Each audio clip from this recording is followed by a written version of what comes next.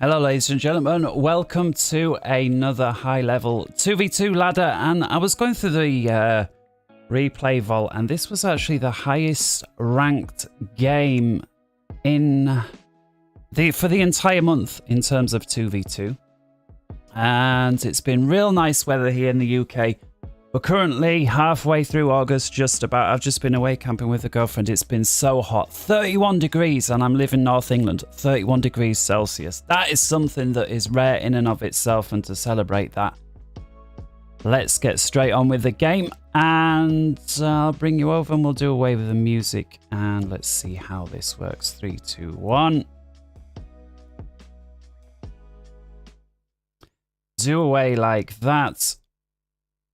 And let's take a little look here, and I will press play. We will slow it down just for a sec. In the red corner, we'll call this team 1. Both guys UEF.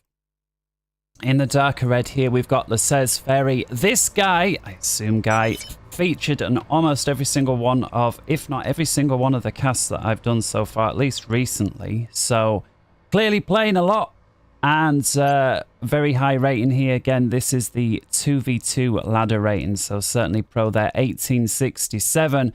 His teammate, Electrician, also playing UEF in the lighter red, rated as 1605 in the 2v2 ladder. Electrician, by the way, I used to play with you way back in the day. If you remember Baby Alien, I was always UEF. So nice to see you. Very rare that I stumble across a player who I used to play with back in the day, but he is one of them. Also going first land, and then in the opposite corner on the blue team, in the Azuros here, Azuros. Playing there's Seraphim, of course, also going first land. And then last but not least, down at the bottom in Cybran, we've got KolorexxPL. I guess he's from Poland, but we'll just call him Kolo, I think. Kolo, Azuros, Fairy, and Electrician. And we'll speed up, game back to normal speed now. Press plus. And yeah, this is going down on Adaptive Gomyak. It's a 10v10, so expect things to kick off fairly quick. Sorry about that bleeping. I thought phones didn't make that noise anymore, but apparently some still do somewhere. So there we go, we heard it. We'll see how we go. Yeah, last stream I had to be a little bit quiet because it was late on at night. And when I listened to it back, I thought, you know what? When you have to talk quietly, it just don't come out quite the same. I mean, not that I'm shouting or anything, but it's like, oh, I've got to talk like this, and it just doesn't sound right when things get action. So anyway, enough of that. So let's get on. Yeah, been real nice weather here. LaissezFairy, of course, with the auto pause upgrade mod there on the mexes, doesn't actually stop them from functioning. It just sets them upgrading and pauses them straight away. Not to use any... What is this? I'm trying to see if there's a phone near me. Well, there isn't. I'll throw it further away. There we go. All right, so we've got the Electrician moving out to the mex point already. Having got his hydro, only looks like 3 very... Oh no, we've got, 3 very initial mexes and then 1 slightly further away. Is it the 4th starting mex? I don't know. I'm already saying that's slightly further than the starting mex. I mean, it's certainly part of the main base, but I wouldn't call that a core mex. Fairy getting quite quick and greedy here with the reclaim. If we press down, we can see there we've got about 150. I'll just turn that down a little bit. There we go. We've got about 150 mass on some of these objects, 75 here as well. So in total there, we're looking about 600-700 mass. And you can see why he sent a striker and a scout to defend his engineer there, reclaiming. What's he going to do with that? Well, the answer is pushing out power as quick as he can. Of course, this not being an auto-generated map allows the pros to practice their build order, and clearly he has gotten this down, able to get that power up nice and quick. Excuse me. And with it, the air. Meanwhile, on the other side, we see we've got double land here from Kolo. And Azuros going double land and just getting his third factory up with air expanding. And again, the better player on the lower team also doing this here with the NG reclaim. So the two better players are mirroring one another.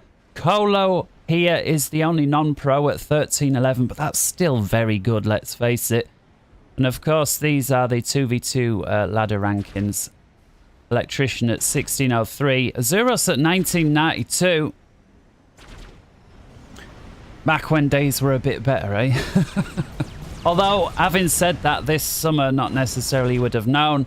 And it looks like we've got the first little bit of action. A couple of scouts and strikers. And here we've got the first bomber from Fairy coming in. Is he going after this expanding engineer? And it would seem not. Is he going in blind, is the question. He is, so he's going to have to fly slow. Oh no, he does have a scout. He could have pre-targeted. And indeed he has. Okay, so he pre-targeted. You obviously don't see that. I thought he was going to fly slow and use the onboard radar facilities of the bombers. So far with 2 kills. Nothing else as of yet happening. There's the 4th kill. Sky Slammer's out. Nice and quick reaction there from Kolo. Bomber is down. 4 kills. That's certainly worth it, especially early on in the game. 4 engineers, very expensive at minute 4. And nice little drop here on the reclaim. Didn't get to see exactly how much mass there was, but clearly enough to make it worthwhile running a drop up there. Azuros about to run some units straight into Fairy's ACU. Fairy says, thank you very much. I will take that free vet for next to no damage. Azuros also pushing up the eastern flank. Electrician pulling back. Arguably leaving it a little exposed. Maybe thinks these units will mop up anything else. Fair enough. And no surprise here. Fairy, the strongest player in the game, up against Kolo, the weakest. Just the way they've been sided up against each other. And Fairy already running rings around Kolo here. I'd like to see Azuros recognize this problem and either apply a huge amount of pressure back onto Electrician and or divert more units across. He's going to have to do something if he's to stay in this game, that is for sure. Electrician, of course, around 300 rating points higher than Kolo. Although the game's still 95%, so although it looks a little uneven score-wise, game says not. And I'm sure if you stack up these points there, you can see the averages. 1736 for Team 1, that's the red guys, versus 1652 for Team Blue.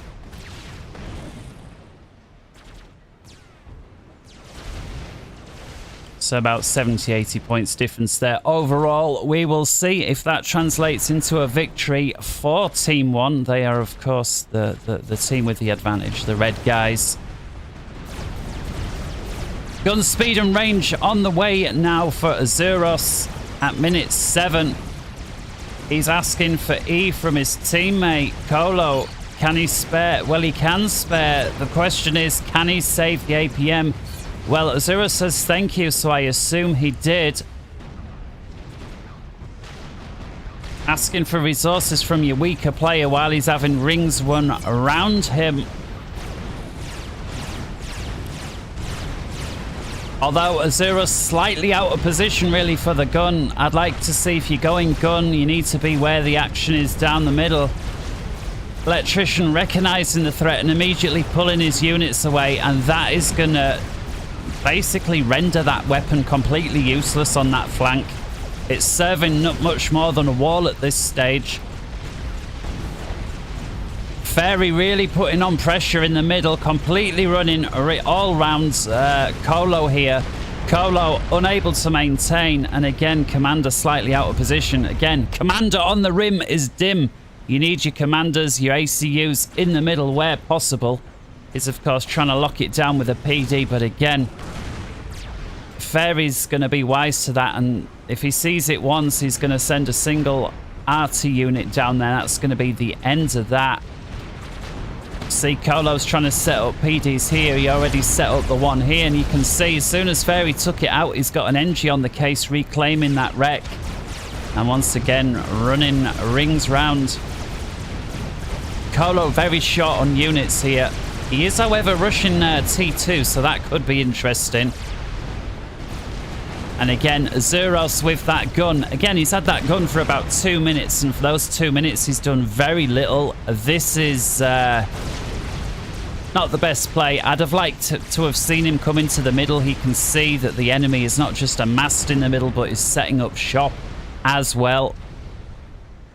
You can see Electrician there playing very smart, not feeding him any unnecessary vet, keeping his units alive. Beginning to form a bit of a pincer movement here. He can push these units down as well. Could see Azuros out of position without reinforcements. Of course, Azuros is now starting to build up some units as well. We'll just have to see how that goes. And once again, Team Red there playing nicely together, moving units together, not allowing Azuros any free kills.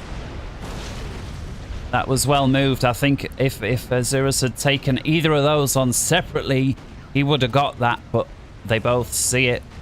Fairy upgrading to T2, and of course, being UEF, they can have T2 and the gun.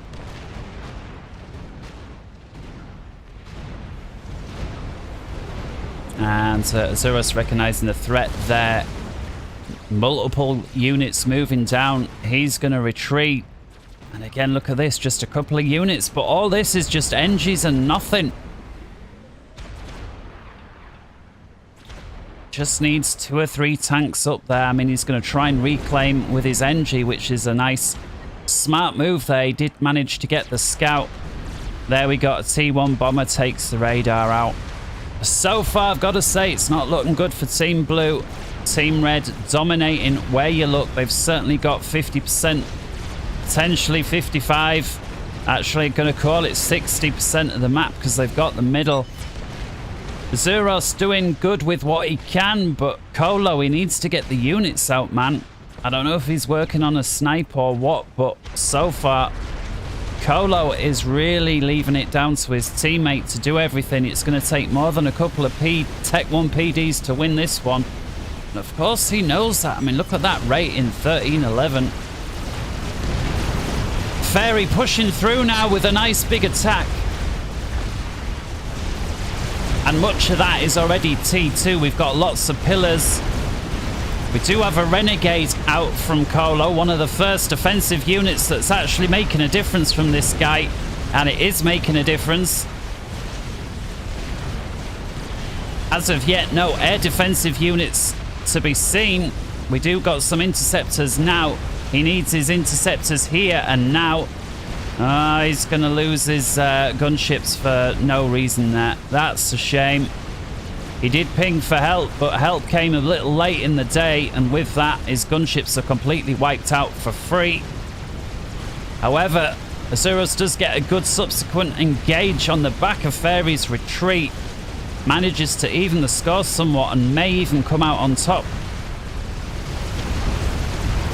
Gives Kolo time to get a couple more gunships out, and together with his T2 land, manages to stave off the attack with not much left. They've also won air. If they get hold of this reclaim and don't allow this T1, it's a shame there that first mistake from Red was that this wasn't a joint attack.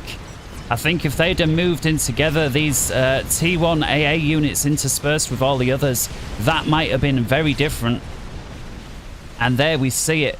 Engineers straight in there from Blue, getting the reclaim. We've got some T2 tanks here.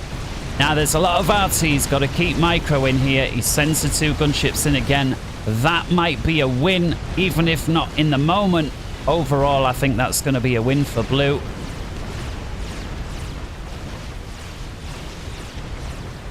We've got Azuros up here applying pressure in the north, which is very nice. This is going to force Electrician to redirect some of his units. He's not going to be able to resupply the front as quick as he would like.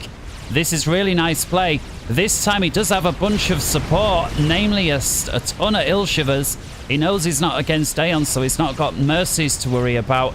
This is real nice play here from Azuros. The game, while it looked almost over a few minutes ago, is now just heating up. Kolo really needs to keep applying the pressure here.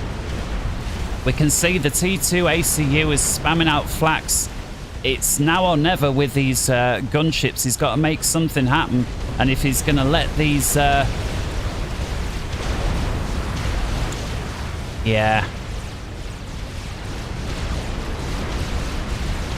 Looks like Kolo's got a gun as well, and he needs it just as well. Let's just check if he's got access to overcharge. He does.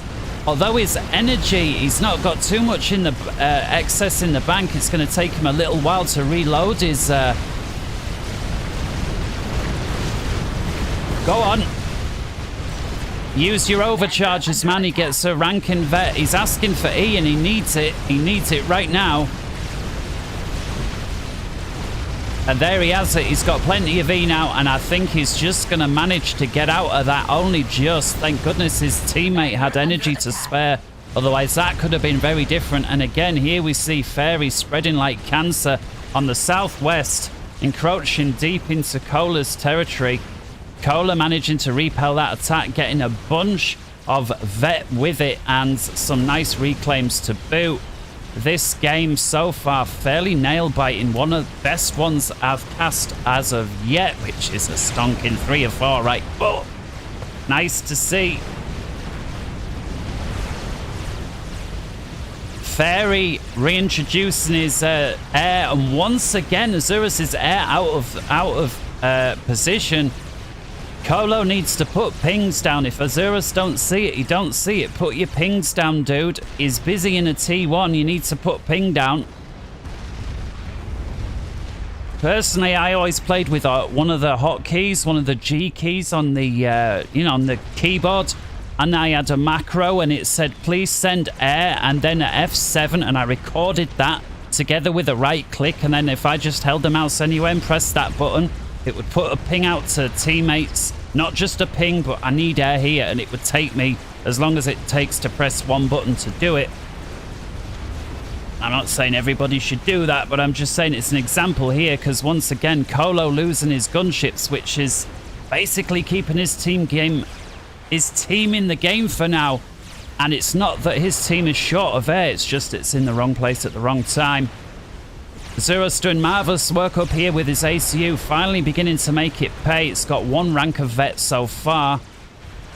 It's been with gun for about 10 minutes at this stage, so he needs to continue pushing. He's got quite a large contingent behind him, so I'm not sure what he's hesitating for. He needs to Kaiden behind the hill.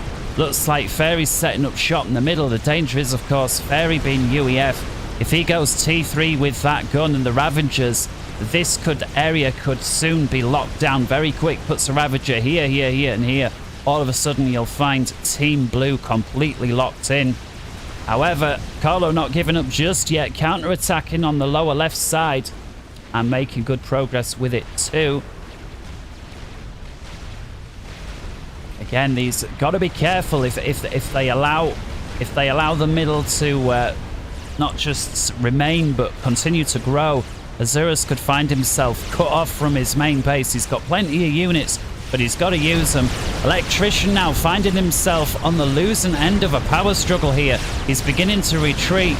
He gets 1 T2 PD up just as another one drops down. He's got a couple of T1 PDs, but they're not going to last long with an ACU with gun and a whole bunch of support in Tech 2. That is a dangerous clump of units. If he wanted to, he could move in. And I think Electrician knows that he's hanging out right next to that pond, and I think he's going to need it. He's got a whole bank of T1 PD here, but that's not going to be much good, only other to prevent a swarm around his ACU. Kolo doing wonders with his Tech 2 gunships here. I'd have liked to have seen that as an attack move, not just a regular move order. It would have helped clear these out, but he does have some T2 units here. And once again, gunships out of position, falling prey to a weaker force of interceptors. You know, ask your teammate for help. Ask him to give him your air. Ask for something. Let's see what their intel is like right now on the blue team. Yeah, unable to see these engineers creeping around over here. Let's have a look on red team, what they see.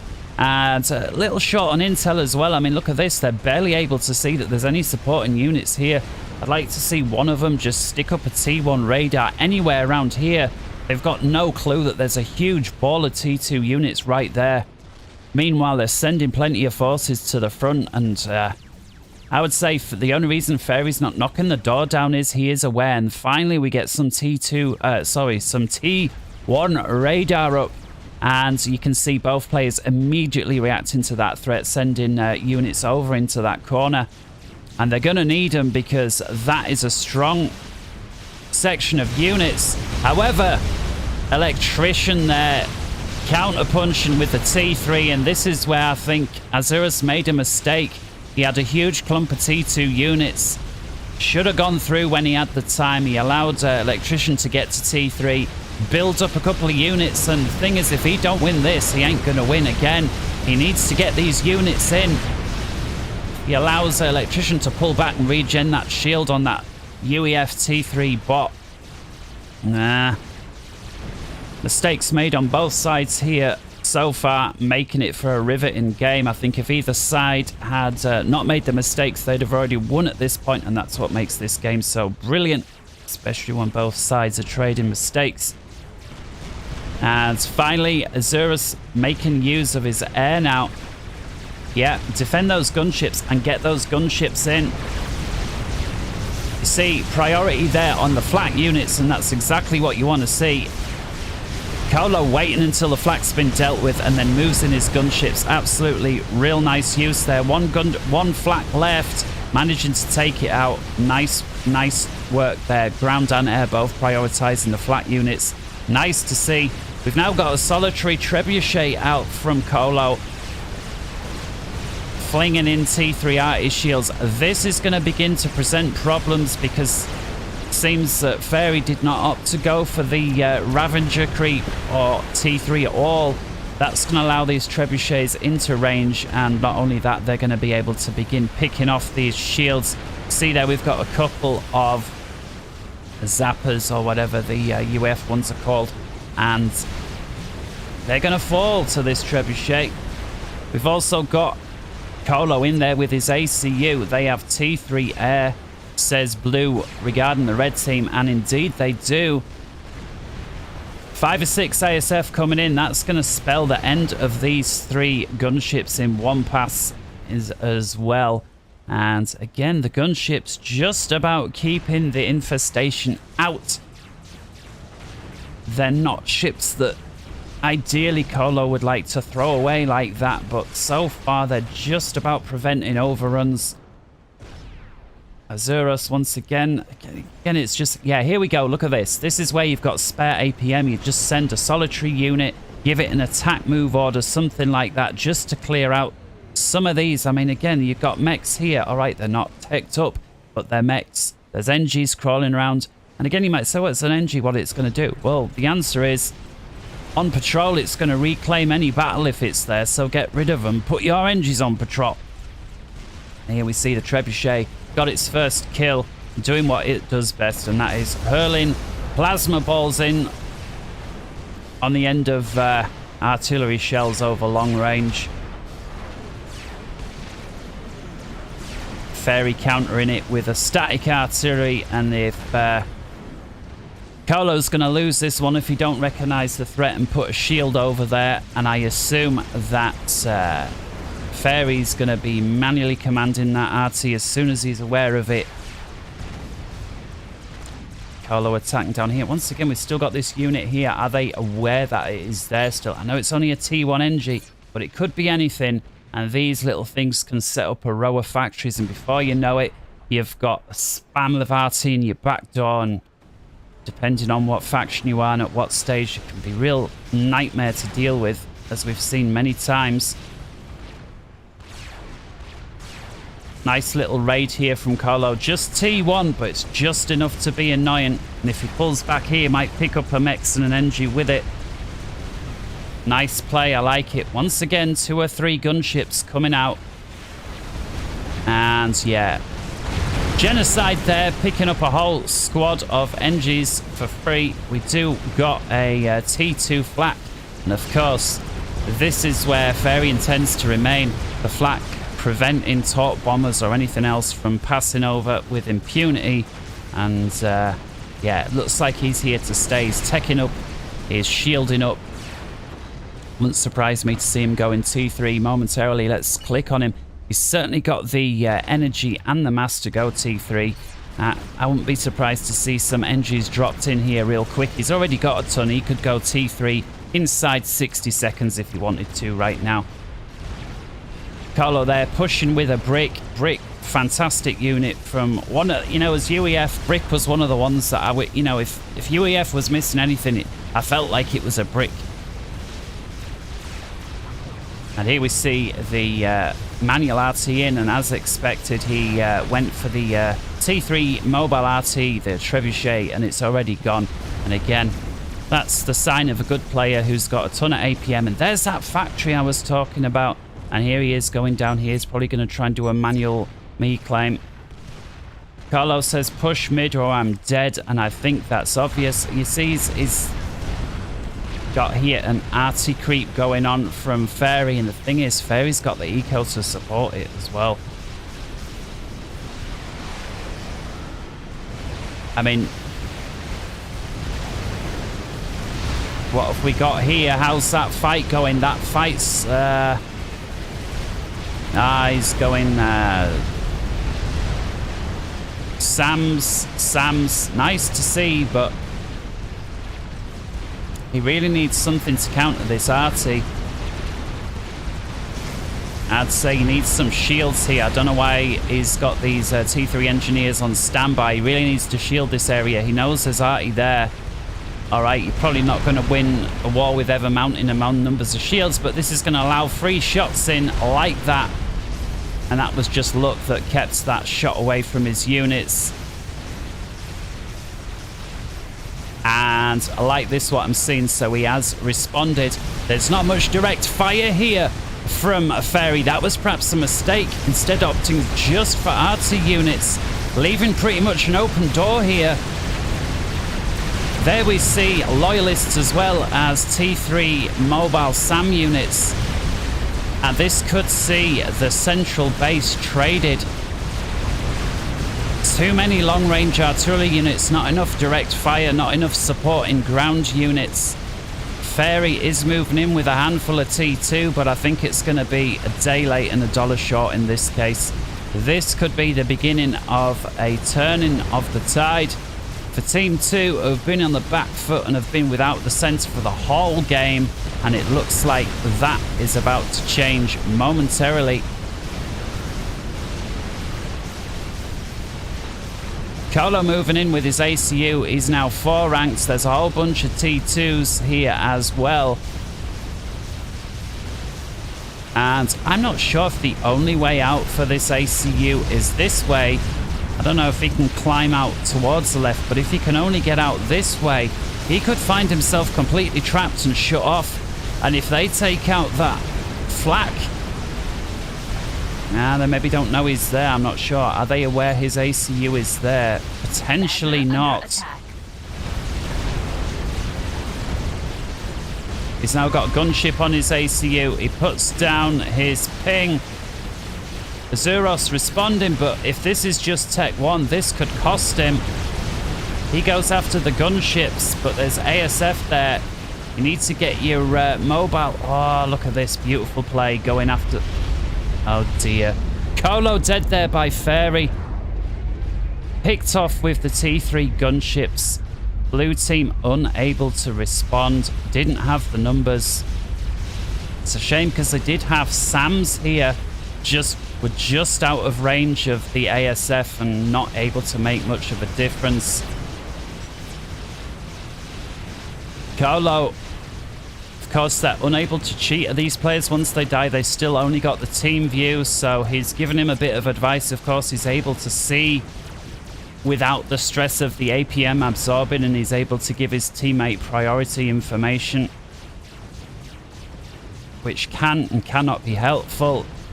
Nothing worse than a teammate that's continuously pinging from beyond the grave when you're trying to focus. But a few bits of advice here and there, or the odd ping at the right time, like gold dust. Azuros making a scouting run, seeing what he can see. And now the strongest player left in the game by himself. APM's going to be his limiting factor, but he's just inherited another base. Can he make better use out of it than Kolo could? Well, he's got 600 and change difference in ranking. To me, that says this is probably, if anything, an upgrade for the blue team. The only situation is, still don't have 50% of the map. However, he did manage to clear out the central base, knock out that artillery. That is always a plus. It's going to take the red team a moment or two to rebuild that. Just depends. Can Azuros capitalize on the fact that he's got two economies coming together? He's got the higher rating, and he's versus a team that's still split 50-50, although they're both good players. Here we got bricks versus bricks, pillars and purses. Well, he's managed to knock an experimental out, and it's a monkey lord. That will change things, and it's not a moment too late. Here we see this T2, T3 combo army together with a shield coming in. Able to do some nice work with the bricks. They're just about holding them off long enough to enable the monkey to get out without doing any serious damage to some of these defenses. Again, he's got zappers and SAMs here. He doesn't want to lose that if he don't have to, and he is managing to keep it. Fairy recognizing the threat there, pulling his units back. Seeing, of course, the telltale signs here. That's only coming from a monkey lord, especially when you don't see now on radar. Does he got an Omni up yet? Yes, he does. He's able to see the monkey lord there.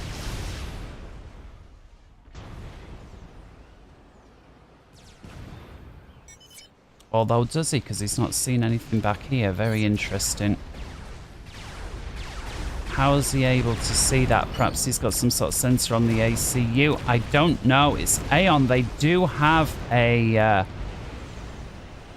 where are we? They do have a certain sensor upgrade. I'm not sure. Answers in the comments. How is he able to see that monkey lord without having Omni? And again, I can tell he doesn't have Omni because he can't see these units over here, so I'm not entirely sure what's going on there, but hey.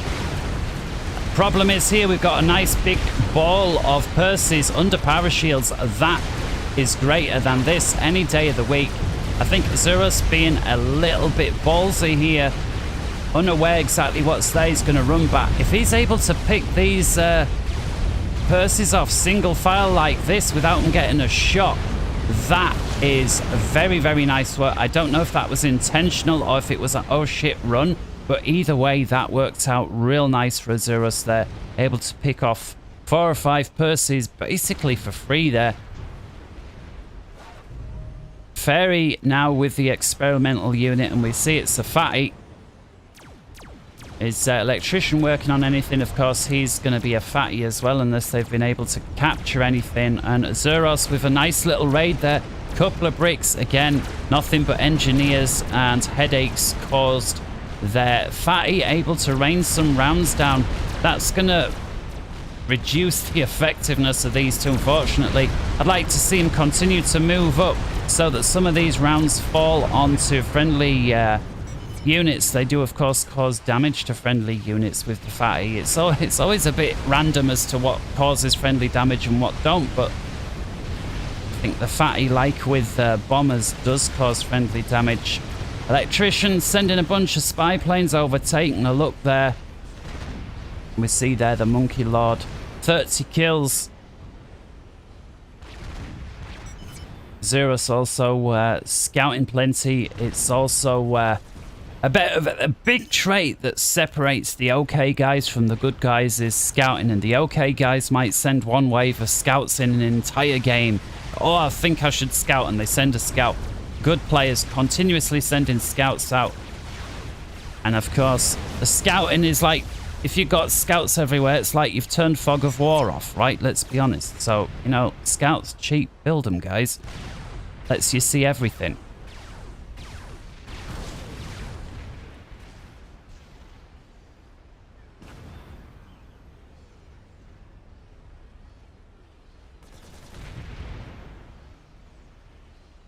For the first time, it feels like there's a little bit of a lull here at the 33rd minute. I feel like it's been non-stop action until this point. Just hearing the odd little gun popping off, and that's it. Percy versus Otham. That's only ever going to go one way. And Percy shows us which way that is. We've got a banker T2 PD here under a nice shield. That's going to stop a lot of units, is that? Probably enough to put off anything other than a massive ball or a fatty. And here we see Spider catching a fatty out of position, and it's going to chase him down. And he's going to be very unlucky not to get that. And he does manage to get it. Gets a little ranker vet. But with these gunships on the case, that's going to be about it. He's going to try and bring it back for the sake of the reclaim. Nice move here with the T3 bouncers. Does manage to take out one of the fatties. Oh, yeah, that's a shielded unit, so he's not going to be able to punch through the shield. But he does manage to... oh, does he manage to get the broadsword? Yes, he does. Nice. Is he going to keep the spider alive? This is going to be huge if he can keep this alive. Manages to take out one and two of the Percys. That's huge. Here we got a massive clump of T3 units there, and he does manage to get Monkey Lord out right on time. Gets a couple of strats in right in the clump of it. This could have done an awful lot more damage than it did. Granted, it did cause some damage, but that could have been a lot worse. And that's a nice pack of reclaim there for Azuros as well. Question is he able to spend it at this stage? Answer is yes. He desperately needs that reclaim. He's also short on energy now, having lost... he needs to cancel work on this nuke and sort his power problems out, because the power problems ain't going to go away while he's trying to build air and a nuke, and he's short on... fusion gens. But he's thinking, do you know what, that can wait. I'm going to focus my APM on this counter punch real quick, and I think he's done right. He's got a whole squad of Othams there. And again, if he knew his ACU was here, I think he could go for the snipe, and potentially you could argue he maybe will do with the nuke. Just depends on if he knows if he's there or not. These Othams are going to enact a huge amount of damage. Fairy dropping in some Percys, but I'm thinking, is it too few and too late? 3 Percys dropped in front of a whole bunch of Othams, I think is just going to help give him vet and not much else. He manages to take out these forward assist factories, sorry. And he's now deciding to pull back with his Othams. Getting free shots here from the broadswords. I'm not sure what his plan is. T1 bombers getting picked off here from a bunch of intis from Electrician. And yeah, once again, moving his bouncers in. Electrician gets his experimental up, and question is, yeah, it's a fatty. Really, it was only ever going to be a fatty or a satellite, but it's a fatty. Gotta say, it's still anybody's game at the 37th minute. 2 spiders. A bunch of support. I'd like to see some more bouncers in tow. He does have 1 or 2 more following up, but I'd like to see some more. That's going to be his weak point, and of course... Broadsword switching straight over to the bouncers when they see them, because he doesn't have enough. One of the monkeys going down, the other one less than half health. And the thing is, if his ACU pops out, that's going to be 1 overcharge away from death. Broadswords are able to... yeah, that's going to peter out. I think Azuros will recognize that mistake, and next time he's going to send some more bouncers in. The question is that time and the mass donation going to be... too much. See again here, the broadswords picking off yet more units. This is his Monkey Lord with vet. 64 kills there, level 3 vet, and is about to go down. Unable to do anything about it. Azuros obviously lost all his power grid, or at least a large portion of it. Meant he wasn't able to keep up with air production. The only thing you can do then at such a time is switch to ground to air units. How's that disappeared? There we go.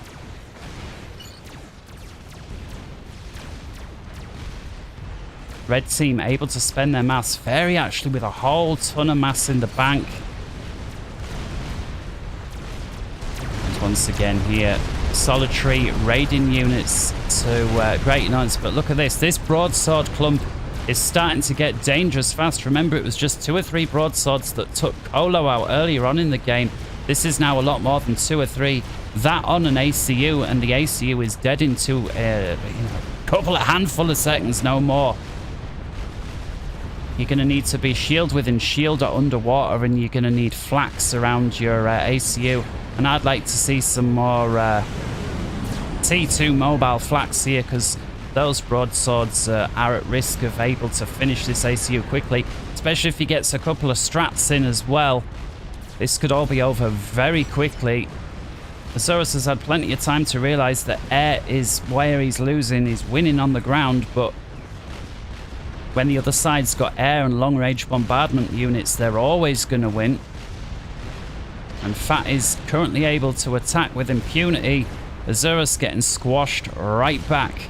Question is, what is he going to do with this? Red team is bringing up support with the FAF with a bunch of T3 ground units. They don't have much ground to air, but I think they figured, hey, we don't need it. We've got a couple of T3 mobile SAM units there. Got a couple of strats moving down on up here. Does manage to take out some of Fairy's power grid there. Apologies for not seeing that directly. Hope you were able to see it in the corner of the screen. At least we saw the effects of it. What has that done to Fairy's eco? Well, he's fine. He's still got 40k in the bank, and anything that is short, his teammate is subbing him. Azuros is upset with the way that he's played. He's wanting to call GG. My eco was too far behind, and I'm wondering if he is thinking about calling it in a minute. At the end of the day, it's the lack of air that has cost him this game, I think. And although he says his eco was too far behind, I don't feel that it was. I just feel he didn't have the air, or at least enough bouncers in the mix. And here we have now, FAF is moving in. He's going to be able to repel the central one. We've got these broadswords down here mopping up. There's nothing he can do about it. And at the 40th minute, Azuros calls out GG, and indeed it is. He does not have... well, he's got some air there, but clearly we can see here it's not enough to have made a difference. Fairy there with 40 ASF by himself. What's Electrician got? Just a bunch of... oh, he does have a couple. He's got literally a couple and a bunch of inties. And yeah, that is a good game. And wow, what a good game it was. I honestly thought that blue were going to pull it back at one stage. And then it was anybody's game for a while. And then I thought, you know, this could be going blue's way. But when those broadswords came out, I have to say, it was those handful of broadswords that won it, in my opinion. They completely stalled Azuros' attack at the end. And with that, he never had the time or the eco to recover. Well played, Team Red, Fairy and Electrician. A well-won game. Well played to you too. Team Blue, Azuros especially. And until next time, everybody else, wherever in the world you may be, take care. Good morning, good afternoon, good evening, and good night.